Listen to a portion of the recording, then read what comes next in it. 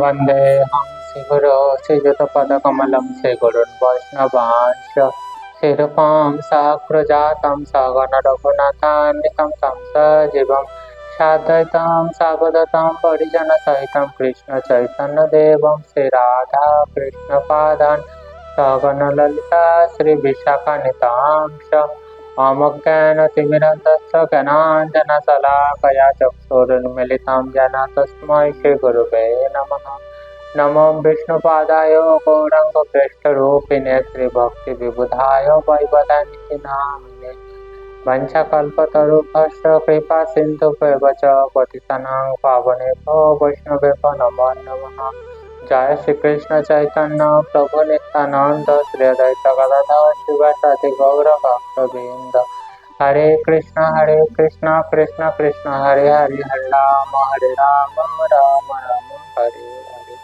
सर्वाग्र भगवान रवीन्द्र प्रकाश विग्रह भगवत ज्ञान प्रदाता भगवान सेवा अधिकार प्रदानकारी वर्तमान गोपीनाथ गौड़ीय मठाचार्य मठाध्यक्ष त्रिदंडी स्वामी अष्टोत्तर शतश्री श्रीमद् भक्ति विबुध बधायन गोस्वामी गुरु महाराजेर पादपद्मे दंडवत प्रणाम निवेदन करी तत्पश्चात् परम गुरुदेव गुरु परम्परा एवं सर्व वैष्णवगणের প্রতি জানাই অনন্ত কোটি দণ্ডবত প্রণাম। সকলে আমার প্রতি প্রসন্ন হন, কৃপা দৃষ্টি বর্ষণ করুন যাতে আজ আমি হরি কথা শ্রবণ করতে পারি।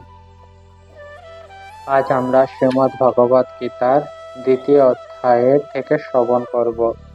এই অধ্যায়ের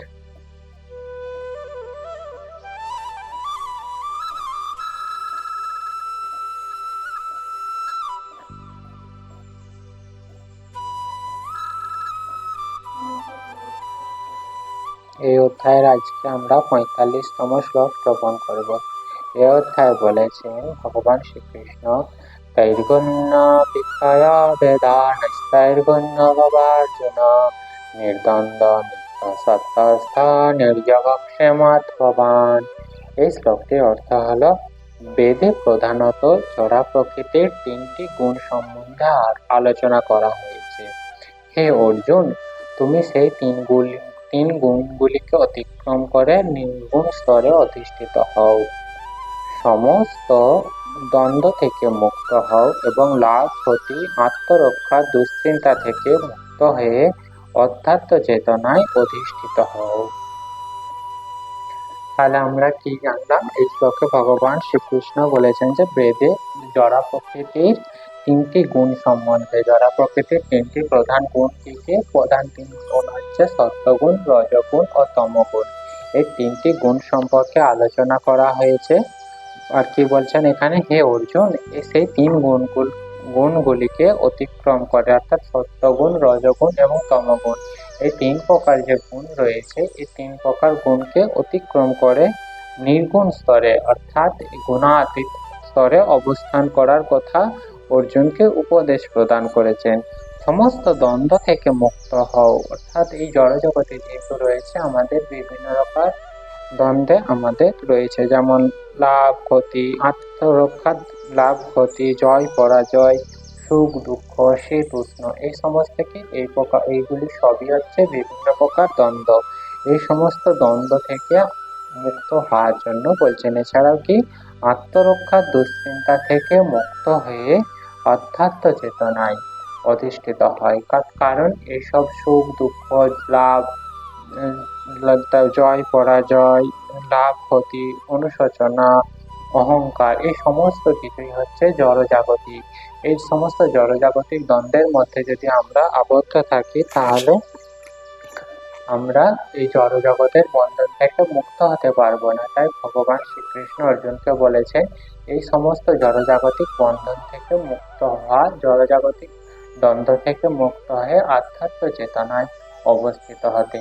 আধ্যাত্ম চেতনায় অবস্থিত হলে মানুষ অতি সহজেই ভগবানের কাছে ফিরে যেতে পারবে। তাহলে আমরা কি জানলাম? এই জড়জগতের যে তিনটি গুণ, এই তিনটি গুণের প্রভাবে কি হয়ে থাকে? সমস্ত জড়জাগতিক ক্রিয়া প্রতিক্রিয়া, জড়জগতে যা কিছু ঘটছে এই তিনটি গুণের মাধ্যমে ঘটে থাকে। আর যে কোনো ক্রিয়া যখন হয়ে থাকে তার প্রতিক্রিয়া হয়ে থাকে। এই ক্রিয়া ও প্রতিক্রিয়া আমাদেরকে জড়জগতের বন্ধনে আবদ্ধ করে থাকে।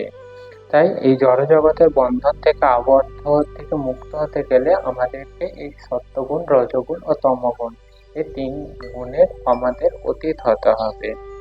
আর সাধারণত বেদের বেশিরভাগ ক্ষেত্রেই কর্মকাণ্ডীয় যজ্ঞ বর্ণিত করা আছে।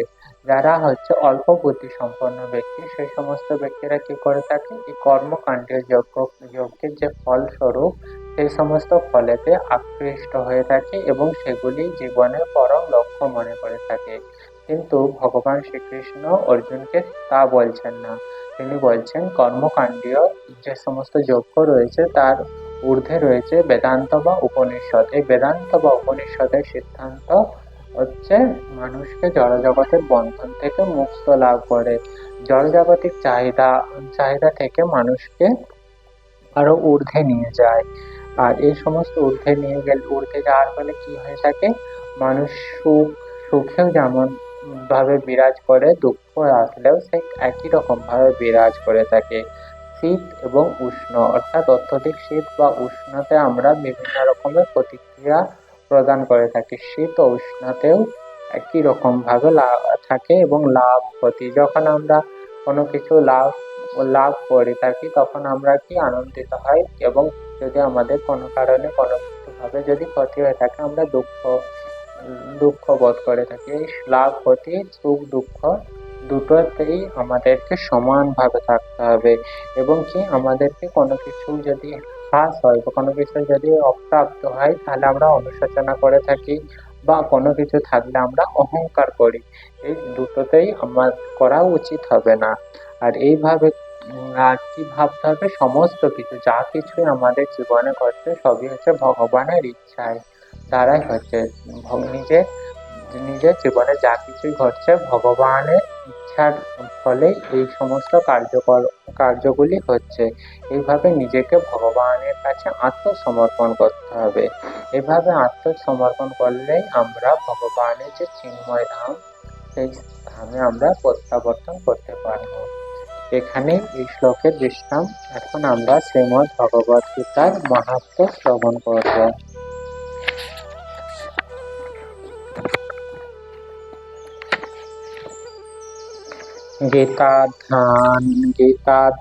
गीताध्यानशीलस्य प्राणायामपरस्य च नैव सन्ति हि पापानि पूर्वजन्मकृतानि च।